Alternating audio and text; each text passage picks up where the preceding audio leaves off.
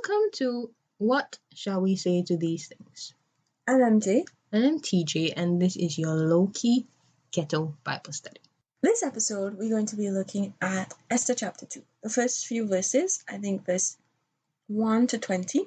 Yeah, so if this is the first episode you are finding, we encourage you to go back and look at the introduction to Esther, where we paint a background of the book in general, as well as check out our takes on chapter 1. And then you can come back and listen to us talk about chapter 2. Right. And so we're following the same strategy. We're going to summarize it while we look at what stood out to us, and we're going to answer those two questions. What can this passage teach us about God, and what does it teach us about how we should live our lives? Okay, so right now we're going to invite you to pause the video, say a prayer, and then we'll get into it. Okay, so let's get into it. Okay, so this is the, I guess we could say the PG-13 chapter of Esther. Yeah, I think this is the chapter that when you actually read this chapter, it changes your perception of the story, I guess. Yeah. This is where we veer from all the child-friendly versions when we get into the story. So just like we did with chapter 1, I've grouped the verses in this one based on basically just generally what they're talking about. And that's how we're going to summarize them and talk about what stood out to us. Okay. So my first grouping is verses 1 to 4. And it kind of just, this is just a continuation from chapter 1. Because basically what is happening is we find the king now sober and calm and very much regretting his decision, the way he treated, what happened with Vashti, how he treated her. And it's a point of regret.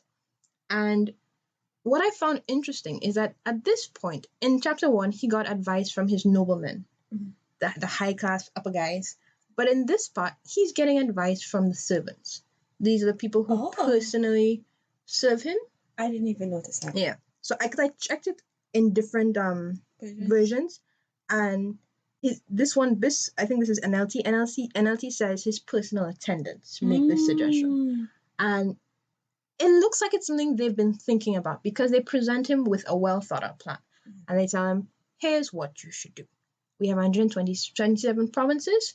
You're going to send scouts out into each of these provinces and let them choose the most beautiful virgins from these provinces. And we're going to bring all these ladies back here and let them have some pampering, some primping, and then the one you like the best becomes queen. Right. Now, again, like we picked up in chapter 1, I think what stood out to me here is that making decisions when you're drunk or angry, or combination of the two, is a bad idea. Yeah. That came back to me in my face in the beginning of this chapter. And then I think we see a contrast in the motives behind the advice that he's given. Okay. So in chapter 1, we find his noblemen giving him advice. And I think we said that in the last episode, that the noblemen give him advice. And a lot of it is rooted in how it would this advice is based on how it would impact their lives. And in chapter 2, we find the servants giving him advice that I feel like, I don't want to say played to his ego, but I think it was addressing the issue he was having at the time. Okay. He was lonely, he needed a new queen, and the servants were like, we're gonna tick all the boxes, you get a new queen, but we're gonna find the best looking virgin in all of the provinces to be your queen. Okay. So I think we see that kind of contrast in terms of who he was getting advice from and the type of advice he was getting. Yeah. I never thought of that. That was interesting to me. What stood out to me here was that The Bachelor is not a novel concept. It's just a bunch of ladies coming and being chosen by one guy. So that was interesting to me, seeing a bit of reality TV in the Bible. You wonder if they based The Bachelor on the book of Esther? I would hope not. As we continue to see in this chapter. Yeah. That's an interesting take. Yeah. Okay, so Then we have verses 5 to 7. And what I found interesting here is that the book is called the Book of Esther, but it's only in verses 5 to 7 of the second chapter we meet this Esther that the entire book is named after. And what that got me thinking about, is this story really about her? If we have to wait until the second chapter, verses 5 to 7, to even meet her. Okay, but so I've jumped ahead of myself. But in verses 5 to 7 is where we're introduced to Mordecai. And we're told that he is a Jew who is a descendant of Kish, who is of the tribe of Benjamin. And it was not exactly clear in some of the versions, but we get the impression that Kish was one of the people who was captured by Nebuchadnezzar and taken to Babylon. The wording is iffy in some versions. It's not clear, but that's the impression I got. So if it's not Kish directly, it's one of Mordecai's ancestors, right, who we have being taken. And then we are told that Mordecai has adopted his cousin Hadassah, who from this point on is referred to as Esther. And she becomes an orphan. Her father was Mordecai's uncle. And when both of her parents die, he adopts her as his own child.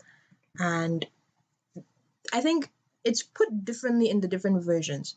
But one of the versions that I particularly found interesting is that they said she was beautiful in body as well as face. Yeah, I think that was an interesting point for them to make, that she had a nice body, whatever the beauty standards were for that time, she had it, and as well as she had a beautiful face. So anything stood out to you from that portion? I don't know if it's that portion, but at some point maybe it's later down. Okay. Yeah, maybe it's later down. But I could mention it now. They make note that she is in the habit of obeying him, which I think is... Yeah, I think that becomes a recurring theme. Right. Yeah, throughout. Okay, so we can jump now to verses 8 to 11. And this is a bit chunky. I did my best to try and summarize and condense it. But based on how they end verse 7, where they tell us she's beautiful in both face and body, it's kind of no surprise that when the decree goes out to bring in the most beautiful women to Susa, to the palace, that she's among the women, right? And just like all the other women, she is placed under the care of Haggai. That's how I pronounce it. Haggai. He is in charge of all these women. And we're told that she makes a good impression on him, on Haggai, right? And to the point where she gets special treatment. She gets maids from the palace, and she gets the best room in the harem, and he's looking out for her best interests. And it even says in some versions that he starts her purification process earlier than everyone. And I think at one point it even implies that he gave her, it was not just that it was earlier, but he gave her additional treatments in comparison to what she was supposed to have gotten. So sounds like favoritism. Yeah. And I think in this portion we also learn that she is hiding the fact that she's a Jew, and that the fact that she's related to Mordecai. And even though Mordecai does not want people to know their connection, he still comes to check on her daily. So he comes. That didn't make sense to me, because later on we find out that it's well known that Mordecai is a Jew. But why does this random, I guess he's palace official, why is he paying such special attention to this one maiden? But I think not a connection. I think he's checking in with her servants. So it could just be some random palace to palace servant interaction. It doesn't have to be about Esther. Okay. So people looking on the outside might not be aware of what the interaction is about. And I feel like across the visions you get the idea that he's not communicating directly with her. He's checking in with her servants to make sure she's okay, that things are going as smoothly as they should. And I think what stood out to me from here is that the impression she made on Haggai means that she must have been a kind and pleasant person to interact with. Yeah, I think so. I was I don't know which version I was looking at, but they kind of imply that she's not just friendly and what's the word, personable with Haggai, but even among the other young ladies. Okay. And um that made me think if she was in like a pageant or something, she'd get that award, Miss Congeniality. Okay. Yes. Yeah. And that means, I guess, a lot to me, that she was not just a pretty face, that she had personality, and she was kind, which we in our society we don't normally put the two together. Yeah. I don't want to necessarily say society. I think that's a media problem. Oh, okay. Yeah, I think that's a media problem where we've been led to believe that the pretty face is the mean girl. Right. Yeah. But I think that's a nice way for us to see Esther. Yeah, and being a nice person.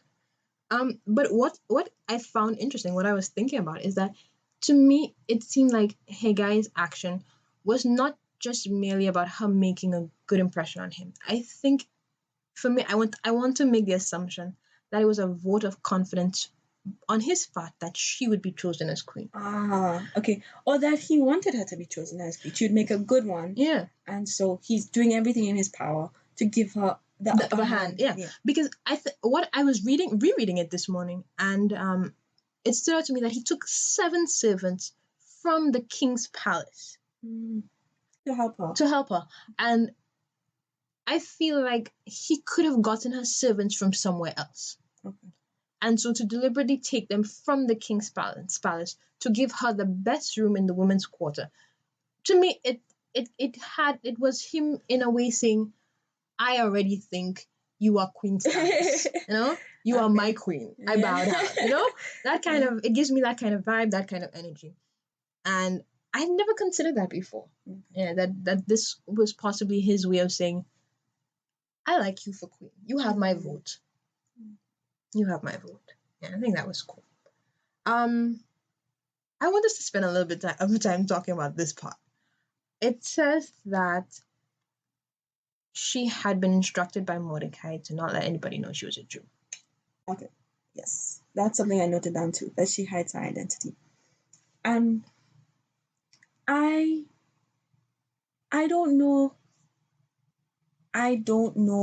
that I could hide my religion if I were to try to blend in a crowd of women. I don't know how easy that would be for me, because we get that all the time. We go out in public and people just look at us and they immediately know our religion. I guess because of how conservative it is by nature. Right, exactly. And to me, Judaism was I don't necessarily say it's as similarly as conservative, but I think it's a similarly distinct. Yes. Distinct practices. In the Old Testament, God is deliberate in making those people distinct from everybody around them. So for her to be able to blend in, that blows my mind, because I just thinking about Sabbaths. She could not have kept Sabbath. Yeah. She could not have celebrated it. She's there for an entire year minimum. None of the festivals, none of the special Sabbaths, she can't celebrate them. She can't be a practicing Jew. Exactly. Yeah, or at least not openly. And to me, that would be, I don't know. I'm looking for the word. I would feel so uncomfortable. I would feel. But I was, you were thinking about it in terms of the religious aspect, but I was also thinking about it in terms of the cultural aspect. So like conversations, or maybe not necessarily cultural, but the social aspect. Some of the conversations that might have been had, that as a young Jewish woman, she should not have been taking part in. And for the sake of blending in, some of the jokes that might be made that she would have to sit in on and laugh. The way she would dress would have to be different. And I was thinking about it. even the language, like what language would she have had to become possibly more fluent in to mask her Jewish accent? Yeah. Well, I mean, she's been living in Persia for all her life, so we don't know. She should, yeah. It might have been a lot easier for her to blend in than we are expecting, because socially, right, yes. Yeah, because she's not just a Jew; she's a Jew who was born and raised in Persia, who had a Persian name. Oh, okay. Well, yeah. So it might have been a lot easier, and I guess they might have been created their own culture, the Persian Jews, that would be easier for it to blend in a foreign land. Because I'm thinking about her religion as well. She would have had to adopt whatever religions were being practiced in the palace. Okay. So not just she's pretending to not be a Jew, she very likely had to pretend to be whatever was being practiced in the palace. So worship their gods, celebrate their festivals.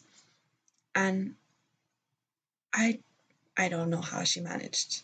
Okay, so like while we were discussing it, I thought of an example that is not necessarily like the best analogy, because I don't think you can compare the hiding of like nationality, for instance, with an entire identity of religious and cultural and social whatever. But I was thinking about us and the fact that we were born in two different islands. Okay. And now we're living in a third island. And the average person meeting us will not necessarily be able to identify where we're from, nationality wise. Okay. We've assimilated relatively well. We celebrate the festivals of where we live. I don't speak the language, but you do a relatively decent job. And so I think when we consider the religious aspect and we look at it in contrast to our religious beliefs and the distinction, like you were rightly saying, I think there is a clear difference. But when you think of it in terms of the cultural aspect and the nationality and all that jazz and the food, I can understand. Like, we've been there, we've done that, we've picked up the accents, eh? And so I think we have to see it half and half. I want to say half and half, but I don't know that half and half is fair. Like, there are certain components that may have been easier to mask. Okay. But then for me, I guess for us in our personal experience, even though we moved island and we've masked our nationality and our accents and our way of life, we've maintained our religious distinction. Oh, okay.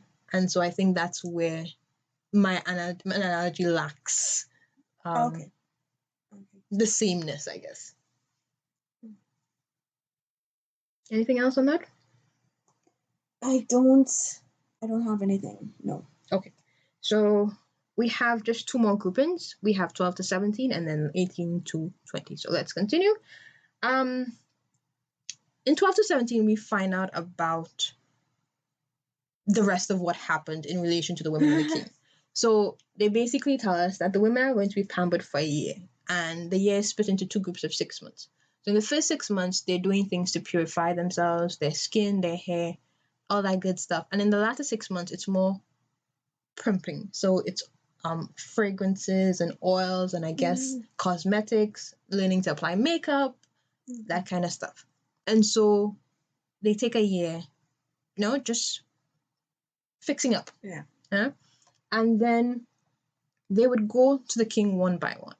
And so each woman, when she's going to the king, has the option of taking with her whatever she wants. Yeah. So you choose, go with what you want. And she would go to the king in the evening and then leave in the morning. And then she would leave now the house of, she wouldn't be going back to the house of the women, the young women, virgins. She would now be going to the house of the concubines. Right. That is telling. And then there's also the fact that she could only see the king again if she has left such an impression on him that he calls for her by name. Right? Now, then they tell us that Esther goes to the king in the 10th month of his 7th year. And that's significant to me, but we'll deal with that in a little bit. Right? And she had the option of taking anything with her, but she only took what Haggai recommended. And she goes to the king, and he's blown away, he's wowed, he agrees with Haggai, you are queen, you have my vote, and he crowns her queen in place of Vashti. So that's verses 12 to 17. This is the part that the children-friendly versions definitely glosses over. And I think there's a movie adaptation of the book of Esther called One Night with the King, where I think a lot of people who may have not necessarily read the book for themselves get a jolt. They're awakened, sometimes a bit rudely, to the reality of what actually was happening. Like, we know what was happening. She was going to spend a night with the king. And I think it's interesting that they were only given one night to make a lasting impression, to the point where he had to remember their names, to ask for them by name again. That had me a little shook. But what kind of required me to stop and think a bit is that Esther goes to him in his 7th year of reign. Right. All right. In chapter 1, we discover that he puts Vashti out in his 3rd year of reign, going into his 4th year. So basically, he has been a single man in search of a wife for 4 years. For 4 years. And now, like, I think we had a conversation where we worked it out. All right. So we're saying there are 127 provinces. And he's getting at least one woman from each province, minimum. Because some versions talk about them having a beauty contest and then they sending the finalists from each province. Right, so that could be more than one. So it could have been more than one. So we're talking about 2 to 3 women from each province. Now let me do some quick math. All right. So we'll go with the average of 2 instead of 3, right? So we're going 127 provinces by 2. That's 254 women. Okay. Now these 254 women are each doing a year. Sometimes maybe they're doing the year at the same time. Maybe some of their years overlap. We don't know. Because I feel like that's a lot of women for them to be pampering all at the same time. Right? So, and it's possible that they were coming from further. Some were coming from further than others. And so those who arrived first could have started right away. Yeah. Okay. So that's we also have something to consider. Yeah. So, but let's go under the assumption that they all finish at the same time. Like, just for the timeline, right? So let's assume that the king made this decree at the beginning of his 4th year, right? They all come in and they take a year to get pampered and primed and whatever and all proper. So this takes us to the beginning of his 5th year, right? He now has 254 women that he needs to spend a night with each. If, right? We're going to assume that this king was able to see each of these women, a consecutive night in a row, which I don't think was possible because he was a king, he would have had work to do, all that jazz. It would have still taken him the majority of a year, 254 days, 254 nights. That's more than 2/3 of the year, right?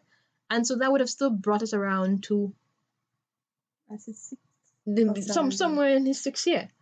But we know it goes further than that because they told us it's the 10th month of his 7th year is when he gets to meet Vashti. So, like, Esther, sorry. Yes, meet Esther.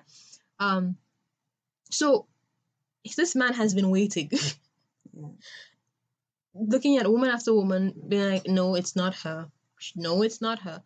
He waits 4 years to find the woman that he thinks is the right woman for him. And I think we see the full extent of his excitement and his I guess his decisively knowing that this is my queen. Yeah. We get that in verses 18 to 20, and it says that he celebrated by throwing a feast in Esther's honor, and he calls it Esther's banquet. He names the festival after her. He makes it a national holiday. And he gives gifts to everybody. And he gives gifts. And he was like, I am so happy y'all can get gifts. Like, a gift for you, a gift for you. Yeah. He went Oprah on them. You know? And I wasn't sure specifically what they were saying because it varied from version to version. But they made mention at this point of Mordecai being at the king's gate. So I don't know if he had been newly appointed. This was his new job. It's not specific, but we know now that Mordecai is now functioning at the king's gate. And verse 20 ends by telling us that even at this point, nobody knows that Esther is a Jew. She has kept the secret just as Mordecai instructed her, and like you were saying, it points out that she continued to obey him just as she had done when she was a child. So that's where what the portion of Esther chapter 2 that we've been reading for this week, studying for this week, ends. Yeah. So, any points on this? I think we looked at everything. What stood out to us, but I found it really difficult to find the answer. The what does this tell me about God question. Okay. That one stumped me a little. I think it's another reminder of what we discovered in the last one, that God is ultimately in control. He's guiding, he's leading, and I believe that it was because he favored Esther, is why Haggai in turn favored Esther. And so I guess that's my takeaway, that if we have God's favor, it's going to trickle down into having favor with man. Amen. Yeah.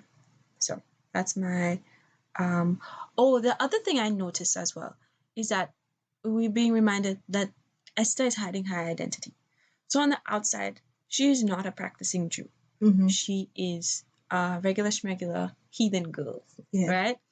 But she's still experiencing God's favor. And what that tells me about God is that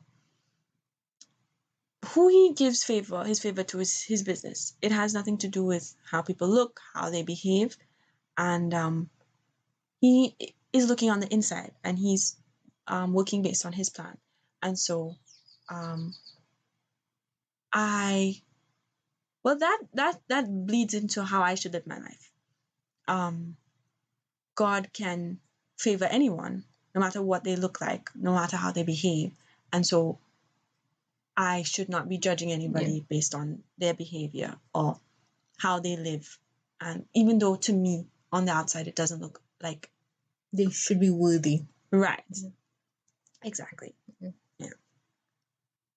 And my other takeaway from how I should live my life is a quality that I noticed in Esther. She is humble. She's grown up with Mordecai, and even in this her making it into the castle, one of the contestants to be the new queen, she's still very obedient. She listens to what he has to say. She's still following his instructions. And like she could in her head, she could have been like, I made it. I don't need to listen to you. I'm grown now. I'm grown, yeah. Whether or not I become the queen, I'm still going to be one of the women in the king's household. So I don't need to listen to you.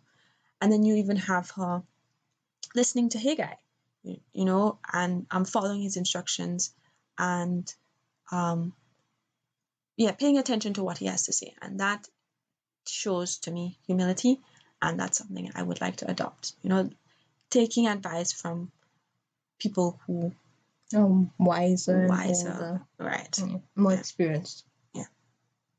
So I just have 3 points in terms of how I should live my life. I might not be doing it deliberately, but like Esther might have been doing it, but I need to be careful that the way I live might be hiding my identity. So that was my takeaway, that I need to be cautious of what I do, what I say, so that my identity is not hidden. Again, this one has been ringing with me. Making decisions when I'm upset is never a good idea. Never a good idea. And I think this one for me came from Xerxes, the king, that sometimes I just need to be patient and wait. 4 years might seem like a long time, but sometimes I just need to trust that God is going to work out his master plan in his time. So I just need to chill, be still, let God do his thing. Yeah. So that's the end of our study for this week. Thank you for joining us. Next week, we are going to be looking at Esther chapter 2, verses 21 to 23. So we're going to wrap up Esther chapter 2, and we will be reading all of chapter 3. Yes. Also, we forgot that we pre-record episodes, so we can't interact with the comments in the next episode. So we're going to do a dedicated episode at the end of all of this to react and respond to all the comments and all your thoughts and all the things you wanted to share with us. So remember, our comments are open. Leave us recommendations on what books you think we should study after we're done with Esther. We got the recommendation from Ruth, so thank you, Joe, for that. And again, leave us your points. What stood out to you? What are the things you learned about God? What are the things you learned about the way you should live your life? All right. So, till next time. We're out.